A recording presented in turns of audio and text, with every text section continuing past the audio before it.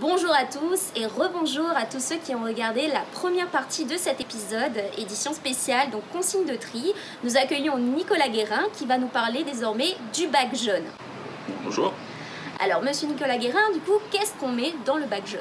Alors dans le bac jaune, on va mettre tout ce qui est aujourd'hui valorisable, donc notamment tout ce qui est carton, papier, tout ce qui est emballage, carton ou papier, tout ce qui est plastique, donc les emballages plastiques, notamment les bouteilles d'eau, de soda, tout ce qui est emballage de shampoing, de produits ménagers. Vous avez également après tout ce qui concerne les boîtes métalliques, donc boîtes de conserve, moques de soda, etc. Donc voilà essentiellement les produits ou les déchets en tout cas à mettre dans le bac jaune. Et au niveau justement de ces déchets-là, par exemple, prenons un exemple bateau, la boîte à pizza. Donc du coup la boîte à pizza part dans le bac jaune. Voilà. Et donc son contenu, en revanche, du coup la pizza doit aller dans le ventre. Donc, exactement, mais souvent il reste des restes. Voilà, donc tout ce qui concerne donc les restes de repas peuvent aller soit dans un composteur, soit le cas échéant dans la poubelle bleue. Et le carton, la boîte à pizza, finalement, elle, une fois qu'on a enlevé tous les indésirables, va dans le bac jaune. Il suffit juste de la plier un peu ou de la découper en 3 ou 4 morceaux et on la met dans le bac jaune.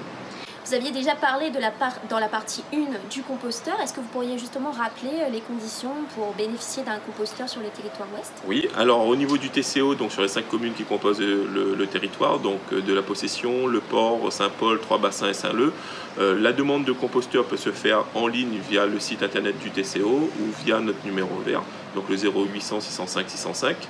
Et à partir de là, on va demander un certain nombre d'informations sur l'adresse, la surface du terrain pour pouvoir mettre le composteur disposant du bon volume, puisqu'on a différentes tailles, en fonction de la surface du terrain.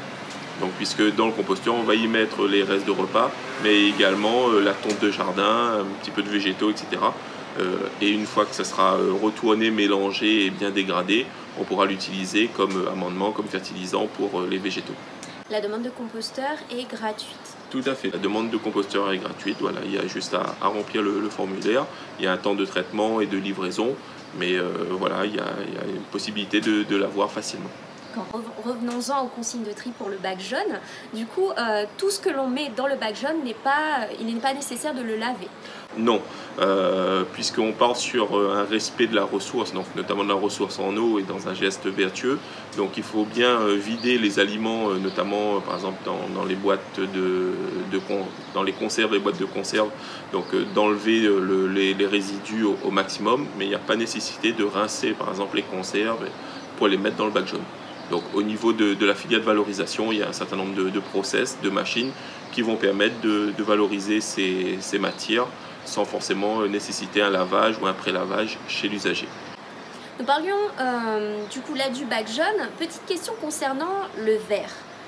Donc ça ne va ni dans la poubelle bleue ni dans la poubelle jaune pour le coup.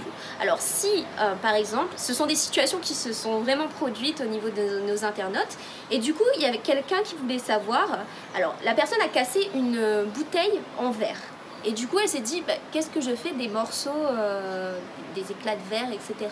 Alors la bouteille en verre cassée ou non peut être mise dans une borne à verre. Donc on en a un peu plus de 450 sur le territoire du TCO. Donc il y a cette possibilité voilà, de mettre directement dans la borne à verre. Donc il faut éviter de les mettre dans les bacs jaunes, même si ce matériau est valorisable et recyclable, puisqu'il faut savoir que les déchets du bac jaune vont passer sur une ligne de tri, où on a un certain nombre d'agents qui vont trier ces matériaux, et le fait d'avoir du verre cassé ou d'autres déchets indésirables, comme notamment des seringues, etc., ça apporte notamment des risques à l'encontre du personnel. Donc voilà, il faut être vigilant. Donc aujourd'hui, le verre, on le met dans des bornes, qu'il soit cassé ou pas, puisque quand on met une bouteille dans une borne à verre, lorsqu'elle est vide, donc elle va tomber au fond de la borne et souvent se briser. Donc voilà, l'intégrité physique de la bouteille n'est pas une condition justifiant son refus. Vous parliez de seringues, etc., des choses qui peuvent blesser justement ceux qui trient. J'avais entendu parler du fait qu'on devait plutôt utiliser des sacs poubelles blancs au lieu des sacs poubelles noirs où on ne voit pas les déchets. Est-ce que vous pensez que c'est quelque chose, c'est un vrai conseil ou est-ce que... Alors aujourd'hui, pour les déchets valorisables, il faut mettre finalement les déchets directement dans la poubelle sans mettre de sac, puisque le sac lui-même après va générer d'autres contraintes au niveau des centres de tri, voire même ça va être un déchet qui ne sera pas valorisable. Donc aujourd'hui, le plus simple est de mettre directement ces produits, finalement ce sont des déchets secs qu'on va mettre dans le bac jaune et il n'y a pas de nuisance particulière, si ce n'est un entretien ponctuel du bac jaune.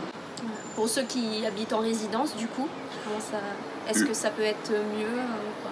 Après, je dirais qu'au niveau des résidences ou des blocs collectifs, souvent ce qui peut se passer, c'est que on peut descendre avec un sac en carton ou même son sac de course, puisque ce sont des déchets secs, les mettre dans le bac jaune et de remonter avec son sac.